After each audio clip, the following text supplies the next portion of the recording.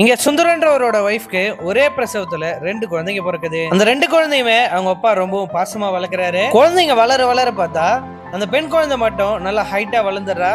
ஆனா பையன் மட்டும் வளராம குள்ளமாவே இருக்கான். இதனால அவங்க அப்பா ஹாஸ்பிட்டலுக்கு கூட்டு போய் குழந்தைய செக் பண்றாரு.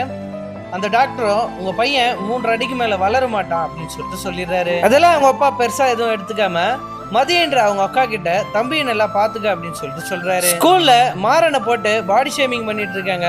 அதை பாக்குற மதி, இதுக்கப்புறம் என் தம்பி யாருன்னா பாடி ஷேமிங் பண்ணீங்க அப்படின்னா மூக்கலையே குத்த சொல்லுவேன் அப்படின்னு சொல்லிட்டு சொல்லிடுறா. அக்கா சொன்னதுக்கு அப்புறம் இவனை யாருக்குள்ள அப்படின்னு கிண்டல் பண்ணாலும் அவங்கள போட்டு அடிச்சிடறான். இப்படியே வாழ்க்கை போயிட்டு இருக்க. மதி கொஞ்சம் சுமாரா தான் படிப்பா. ஆனா மாறன் கிளாஸ்லயே ஃபர்ஸ்ட் வருவான்.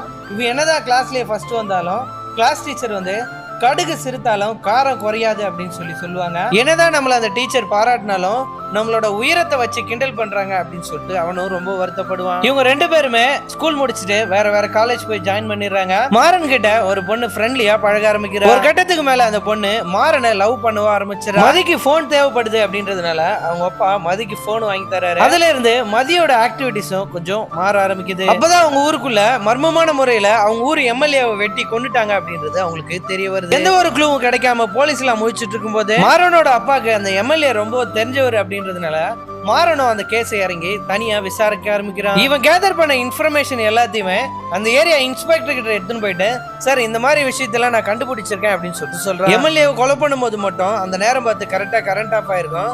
அதனால இந்த ஏரியா லைன்மேனை பிடிச்சி விசாரிச்சோன்னா கொலைகாரன் யாரு அப்படின்றத நம்ம ஈஸியா கண்டுபிடிச்சிடலாம் அப்படின்னு இன்ஸ்பெக்டர் கிட்ட சொல்றான். இந்த க்ளூ வச்சு அந்த கொலைகாரனையும் கண்டுபிடிச்சிடறாங்க. இதுக்கெல்லாம் காரணம் மாறன் தான் அப்படின்னு சொல்லிட்டு நியூஸ்ல எல்லாம் வருது. பார்த்தா இவன் வீட்டுக்கு போய் பாக்குறான். அங்க பார்த்தா வீட்டுல எல்லாரும் சோகமா உட்காந்துட்டு இருக்காங்க.